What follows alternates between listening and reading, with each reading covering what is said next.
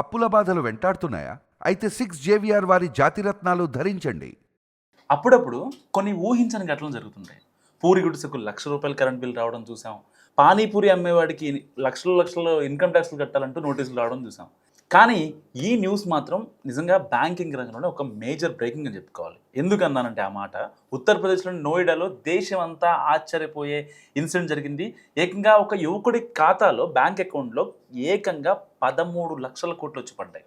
ఒక్కసారిగా ఆ అబ్బాయి షాక్ అయ్యాడు. ఎందుకసలు ఏం జరిగిందంటే, గ్రేటర్ నోయిడాకి చెందిన గాయత్రి దేవి అనే మహిళ 2 నెలల క్రితం చనిపోయింది.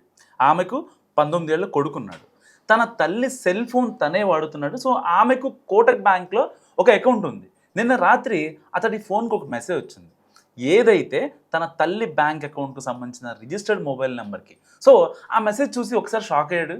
తన తల్లి అకౌంట్‌లో 13,00,00,000 జమ అయినట్లు ఆ మెసేజ్‌లో ఉంది. సరే, ఎందుకైనా మంచిదని చెప్పి అతడు ఒకసారి యూపీఐ చెక్ చేద్దామని చెప్పి ఫోన్‌పేలో బ్యాలెన్స్ చెక్ చేశాడు. నిజంగానే అంత అమౌంట్ చూపిస్తుంది.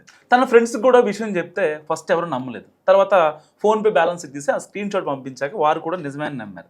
అసలు అంత డబ్బు ఎలా వచ్చిందో అర్థం కాక మనోడికి చెమటలు పట్టాయి ఫస్ట్. మరుసటి రోజే బ్యాంక్ ఓపెన్ కాగానే వెళ్ళి బ్యాంక్ ఆఫీషియల్స్‌ని కలిసాడు. తన అకౌంట్‌ని చెక్ చేసి డబ్బులు వచ్చింది నిజమే అని కూడా వాళ్ళు కూడా కన్ఫర్మ్ చేశారు. వెంటనే ఆ అబ్బాయి అకౌంట్‌ను ఫ్రీజ్ చేశారు. సో, ఆ విషయం ఆ నోట ఈ నోట మరి ఊళ్ళో ఈజీగా స్ప్రెడ్ అయిపోతుంది కదా! సో, నెమ్మదిగా ఊరంతా పాకడంతో చుట్టుపక్కలోళ్ళు ఇంకా బంధువులు కాల్ చేసి ఆ డబ్బు ఎలా వచ్చిందని అడగడం మొదలెట్టారు. ఈ ఫోన్ కాల్స్ తాకిడి తట్టుకోలేక దీపక్ తన సెల్ ఫోన్‌ను ఆఫ్ చేశాడు. బ్యాంక్ అధికారులకి ఈ విషయాన్ని ఐటీ అధికారులు చెప్పడంతో వాళ్ళు కూడా వెంటనే బ్యాంక్‌కి చేరుకొని సో, గాయత్రీదేవి అకౌంట్‌లోకి అంత డబ్బు ఎలా వచ్చింది అనే అంశంపై ఆరా తీస్తున్నారు. సో, ఈ డబ్బులు ఏదైనా బ్యాంకింగ్ సమస్య కారణంగా జరిగిందా? లేదంటే మనీ లాండరింగ్‌తో ఏమైనా సంబంధం ఉందా? అనే విషయంపై కూడా ఆరా తీస్తున్నారు. ఇప్పటివరకు ఈ డబ్బులపై ఎలాంటి క్లారిటీ రాలేదు. సో, ఈ కేసుపై ఇప్పటికే ఐటీ ఒక నజర్ పెట్టింది. సో, ఈ మొత్తం నుంచి ఎలా వచ్చింది? ఎందుకొచ్చింది?